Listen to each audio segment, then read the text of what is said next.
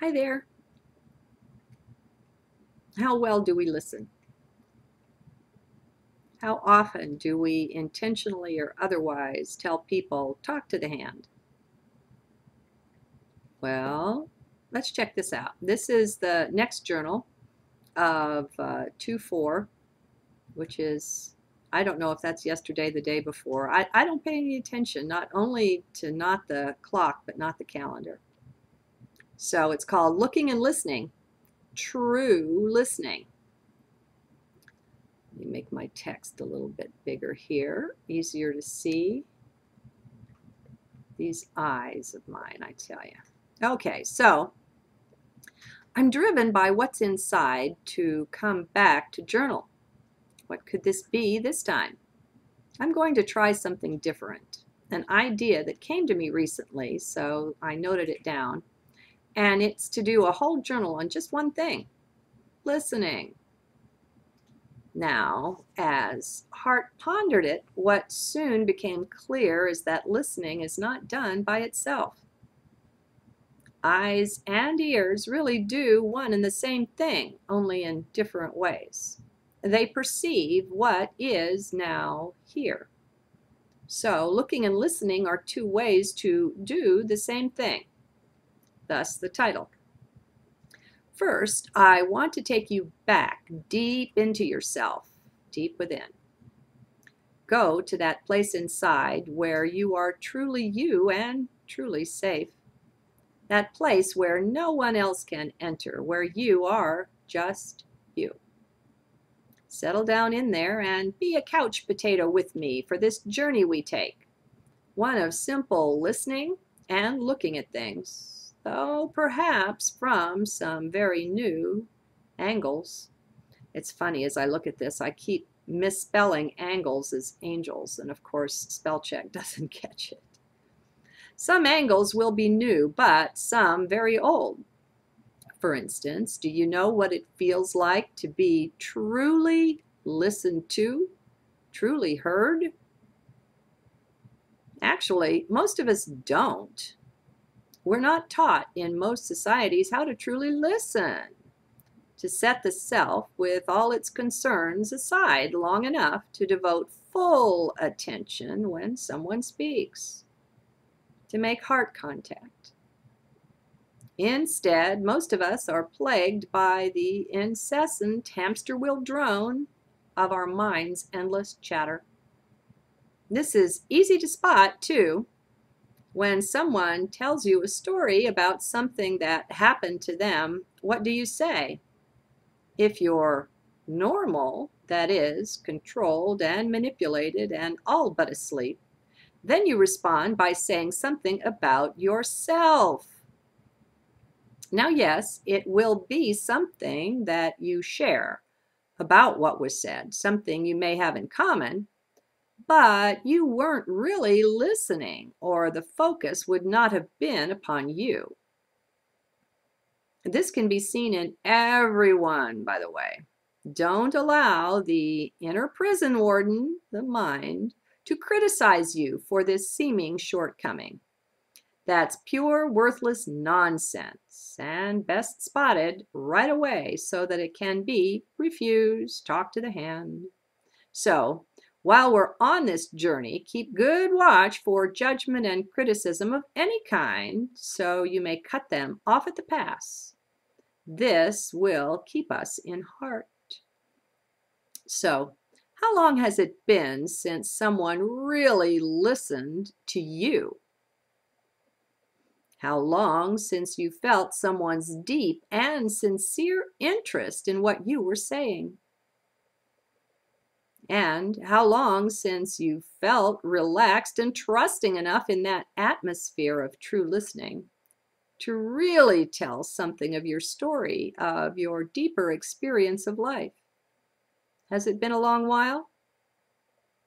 Or has it perhaps been never, as in not once in this lifetime?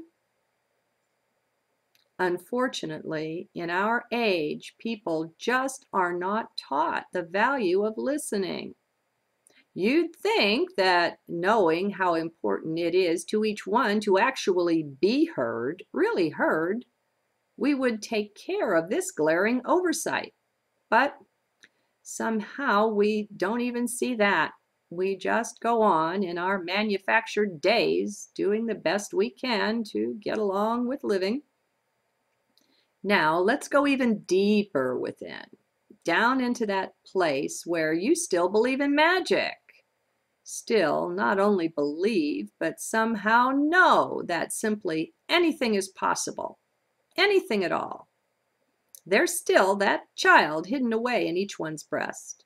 That one wasn't totally killed out by the life that we've led. Just gone into hiding is all. So let's go meet up with that one. Let's sit down and really listen to her, to him. You are very, very valuable.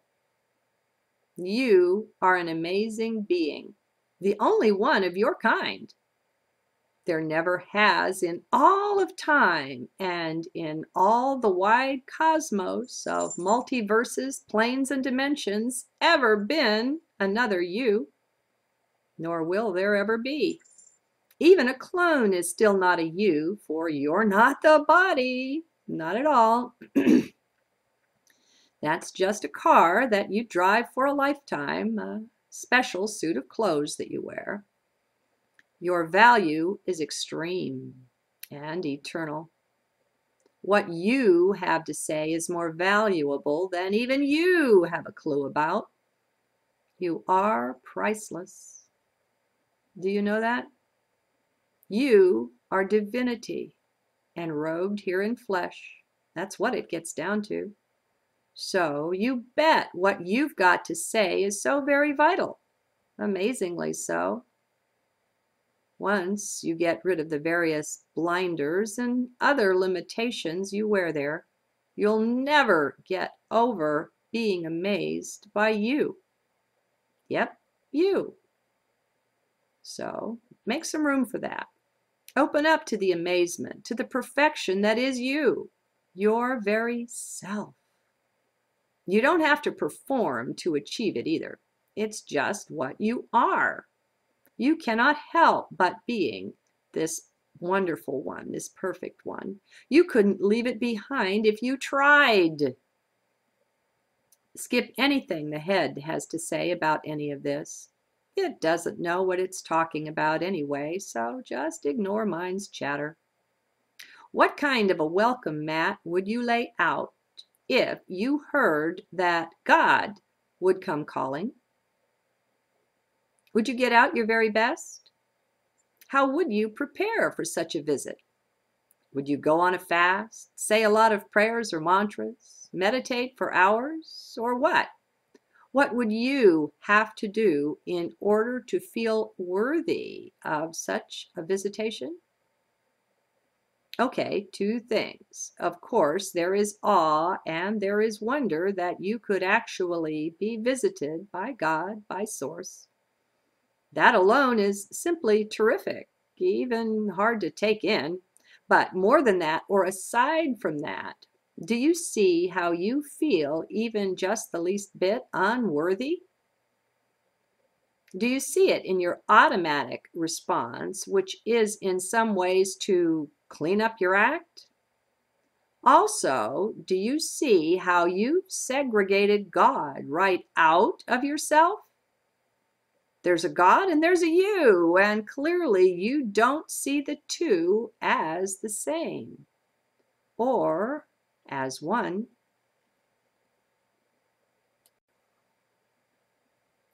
That's interesting. Both of these videos have been interrupted by the cat's misbehavior. Okay, so you don't see the two as the same. God and you don't see them as one. Just be with this for a bit. Let the vision you're having there penetrate down a bit deeper. Be aware of it. Don't look away from any aspect of it. It all has something to share with you. It's all meant to highlight aspects of your inner being so that you may see them.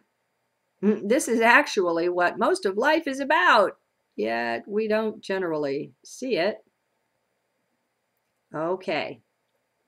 So by now, hopefully you've gotten over feeling unworthy of your visit by God. Just imagine how exciting that would be. Be that little child in there. You may even be planning a whole list of questions in your head, parenthetically, notice that you can hardly wait to ask the Divine One, should the opportunity present. Wow, what a stellar moment in your life this would be. The Divine One herself come for a visit, and with little old you. Take a moment and see clearly all that speaks of feelings of unworthiness. Just notice that, but do so deliberately. You see, by your noticing such things, quite often they will go away, will simply disappear. Many things only wait for your notice to vacate the premises. There's something to ponder some other time. By doing this, you're actually practicing your own listening.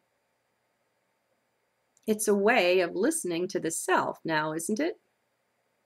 As you watch and observe you, what you're doing is another form of listening. Listening to you, looking at you. Are you worthy of listening to? Most people apparently don't think they are, so they've got their whole awareness permanently pointed outside of themselves. It seems all they care about is the outside world. I'm sure you've noticed that. Okay, you probably knew something like this was coming if you've been with my journals at all. So, what if, just what if for now, you were God? Not prime creator, whole and complete, but rather an aspect, facet, or emissary of that one, yet of the same substance. Does Source or God not abide in every breast? Well then, why not yours? What if, and again, just what if, Source actually walked this earth in the form and guise of each and every one of us? Plants, animals, minerals, all of it combined. What if all of it was nothing but Source or God? What would you say then? Hopefully nothing. Still, how would that shift your vision, your perception of all these supposedly mundane things? I'm sure you'd see the world a bit differently. Now, I'm going to pause here. I've been trying to support you in heart, but there are those who so immediately go into the head and they think about all the bad things and all the opposite things about what's being said here. Try to avoid mind's chatter. You won't stay with this if you keep going off that way. Just stay in your heart. You can think about that kind of stuff later. That interferes with your ability to really deeply perceive what's being offered here. Okay. Now, so supposedly mundane things, huh? Yeah, right. Well, I suggest to you that that is the case. I suggest that Source does walk there, making your footsteps wherever you leave them. Only you're not fully able to see this yet, having been blinded to the fullness of the divine glory that truly is present here with us by programming and manipulation. Well, all of that is about to cease, if you will it so. It's a choice, of course. Everything remains up to you. However, here's the possibility, or one of them. You can start to see yourself and the whole world and all that's in it as Source walking the earth. you can divinize your vision. You can start to interact with it that way. You can find within yourself a new reverence for each now, here minute like you never had before. You can truly be born anew in your new vision. Vision is unbelievably powerful. And vision is always a choice, your choice. Do you continue to accept the blinders you've been wearing there based on your garden of belief? Or do you begin wholesale to reject them along with all other limits? Let us start out with unlimited vision. And don't be surprised along the way to find that you begin to see into even other dimensions. Remember, anything is possible, no limits. So, how is this new way of listening and looking doing there where you are? How are you doing? Is your sense of self morphing even a wee bit? How tightly do you hold to and control your garden of belief? Or rather, how tightly do you let it control you? Are you ready to break out of it? That's a powerful intent to adopt, just saying. Now, as you look around you, see your fellow man, woman, child all over the place. There are quite a few of us wandering around here. How does it feel to know they're all source, all God in the flesh? How are you adapting to that? Like most of what I say, this will start and perhaps also end in your inner world, your inner kingdom. I'm not telling you to go about bowing down to everyone you encounter or any such thing, okay? Let's just be straight, for I know there are some that, try though they might, continue to listen at least somewhat from mind. That's fine, but just be aware of it, that's all. Okay, so how will this change your interactions with others? Well, two things. First, when you encounter a realized or awakened being, you're encountering one who is more or even much more conscious of this, of the indwelling godhood than others. Thus, there are those on the earth with whom your inner kingdom activity can come out and take action. You can have conscious God-to-God interactions. Just imagine that, if you will. Can you say, wow? Yet, for the most part, it's a world of sleeping divinities walking around out there. So the one you address will be the inner divinity, but the one who answers will more often than not be the ego. And that's okay too. That is the reality for that one, and you're not in charge of that. Actually, though, by consciously addressing the self-aware divine one within that person, you do more for their awakening than you may realize. On some level, they know. Let's begin to re-see, to revision the world, my friends, and all that are on it. Let's wipe the sleepers out of our eyes. The last vestiges of the blinders we wore for so very long, forgetting the godhood of all of it. Maybe we don't yet get to have much direct one-to-one, God-to-God interaction while wearing the flesh forms. Still, even that is changing, as more and more are coming awake. At some point in the awakening state, people do realize the godness of everything, including the self. It can't be helped, since It's simply the truth of it. This is what is, and coming into truth is very much a part of the spiritual path. You are that. I am that. All is and are that. Get used to it. Address it directly more and more. This is heart living. It will answer. Now, the thing is to listen. Oh, and be sure to enjoy.